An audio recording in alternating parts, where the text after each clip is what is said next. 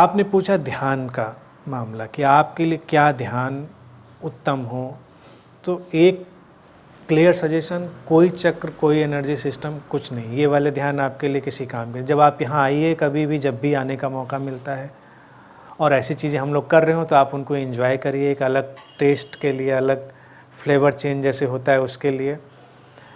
बाकी देखिए, लिसनिंग भी एक मेडिटेशन है कि आप बहुत ही अवेयर होके अपनी लिसनिंग में जाते हैं, यानी कुछ भी सुनते हैं, नॉट ओनली मी, एनीथिंग, तो वो भी ध्यान बनती है। लेकिन आपके लिए भी जो मेरा सजेशन ध्यान का है, आप अपनी बॉडी की केयर लीजिए, उसकी सेंसिटिविटी को रेज करिए। That is much needed thing in your life as I can perceive. बाहर से उम्मीद मत करिए, बाहर से जो हो सो उसको बोनस मानिए, गिफ्ट मानिए। मैं ये नहीं कहूँगा अपने से प्यार करो, अपने से प्यार करो तो फिर कन्फ्यूजन हो जाएगा उसमें, अपने से प्यार का मतलब क्या है। लेकिन मैं कहूँगा कि सिंपली देखिए, ये बॉडी भी हमारी बहुत नेग्लेक्ट हो चुकी होती है, इसको हमने उस डिग्निटी से, उस सेंसिटिविटी से, उस रेवरेंस से न देखा होता है, न टच किया होता है। अगेन मामला वही हुआ जो अभी ध्यान हमने समझाया, लेकिन आप उसको थ्रू बॉडी इग्नाइट करिए, आप टच करिए अपनी बॉडी को। आप अकेले जाइए, अपने रूम में जाइए, और कोई भी मेथड, कोई भी तरीका, जस्ट फील योरसेल्फ और उसकी अपनी अलाइवनेस को फील करिए।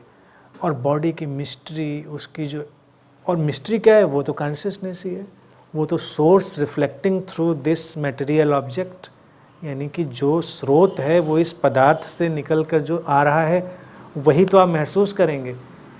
त्वमेव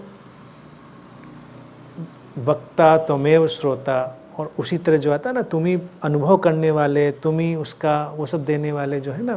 तो कुल मिला के कॉन्शियसनेस के पार्ट में ही कहते हैं कि अनुभव करने वाले, यानी कि स्रोत ही अनुभव करने वाला है, उसी को अनुभव किया जा रहा है, स्रोत ही बोल रहा है, वही सुन रहा है, द सेम सोर्स। तो सेम सोर्स रिफ्लेक्ट हो रहा है और सेम सोर्स उसको एक्सपीरियंस कर रहा है। तो स्टार्ट फ्रॉम योर बॉडी, फिर आपके अंदर एक नई फ्लावरिंग, एक नई चीज़ आएगी लाइफ में। तमाम चीज़ें जो आपकी मिस हुई होंगी या जो कहीं डोरमेंट पड़ी होंगी वो एक्टिव होंगी, नई क्रिएटिविटी आएगी, और उनके साथ चलिए आगे, देखिए। So one last thing. So आपके इससे मैं समझ पाई कि जब अगर मुझे आज्ञा चक्र वाला या जो भी वैज्ञानिक तंत्र वाला ध्यान करना हो, तो जैसे यहाँ पर हो जाते हैं, जैसे यहाँ पर ध्यान के शिविर हो जाए तो यहाँ पर अटेंड आइए उसमें करिए। और अगर चक्रों में इतना ही फैसिनेशन हो तो उसमें यूज करना चाहिए अनाहत चक्र, हार्ट सेंटर। इसको भी बड़े वैज्ञानिक रूप से तय किया है पुराने साधकों, खोजियों ने, जो मास्टर्स थे, उन्होंने देखिए 3 नीचे और 3 ऊपर, उसके कहते हैं 7 का वो बैलेंस, तो जो बीच में बिल्कुल बैलेंस में है।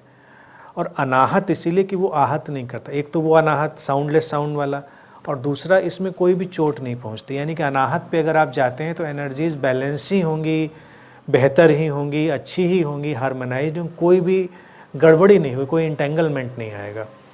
तो अगर चक्रों एनर्जी पे बड़ा इंसान का रुझान है तो heart centre is always safe and best, वो आपको हमेशा सही डायरेक्शन में ले जाएगा, बैलेंस रखेगा। बाकी कोई भी सेंटर किसी भी किस्म का इम्बैलेंस ला सकता है, किसी भी किस्म का इम्बैलेंस। और अगर आपका इन्वायरमेंट फेवरेबल नहीं हुआ तो कई बार उसके नुकसान भी हो सकते हैं।